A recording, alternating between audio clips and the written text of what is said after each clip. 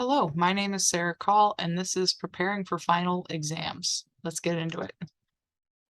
So, step one is going to be mapping out your schedule. So, what are your commitments? Class, work, club, other. Fit your study and review times into that schedule. Also, don't forget to include time to sleep. And then double check your exam times if you have in person exams. Here is the exam schedule which the Fayette campus will follow. So, say for example, your class meets at 9:25 a.m. usually, right? On Thursday the 20th, your final will be 8 a.m. to 9:50 a.m. If you'd like to pause and take a screenshot, you may. So I just, for the sake of this workshop, decided to give you a sample schedule. However, you can, use your schedule too. But we see here that this is Peter Parker is the student, their normal class schedule, this, right? So if you want to pause and figure out when his finals would be. And then here I have the answers. So this is Peter Parker's final schedule. For his online, you can see that professor communication for online finals. Make sure at this time that you're utilizing your resources. So if you haven't been utilizing Tutor and Writing Center resources, now is the time to start. Even if maybe you don't make the grades that you were quite anticipating this session, you can still set yourself up for a good session too. Other resources are academic success staff, such as myself, the library, student accessibility services, counseling services, your professors, and your advisor. So if you need help, reach out. Some basic crash course tips on studying, right? And how to set up for studying. A lot of it is you're gonna have to figure out what works best for you. So find a space you can spread out.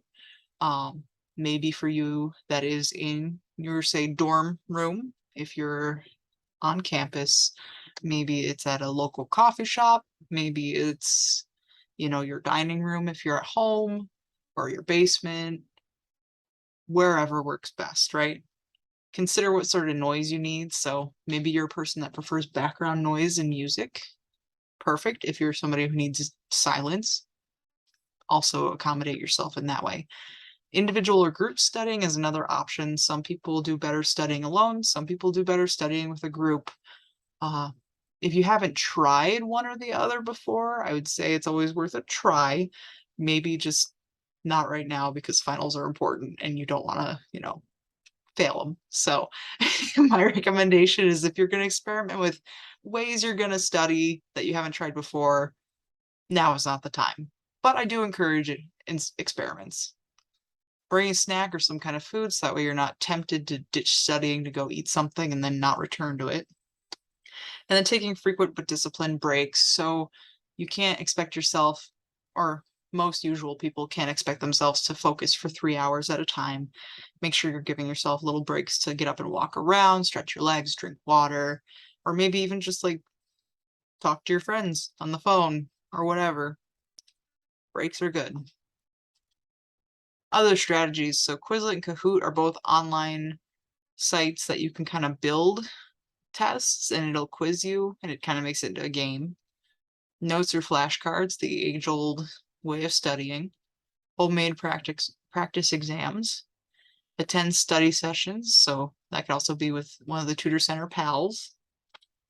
Explain or teach the concepts to someone else is another strategy. So I know like a lot of computer programmers use something called the rubber duck method where they have a problem or a bit of code that they're struggling with. They have a rubber duck on their desk and they verbalize the problem to the rubber duck.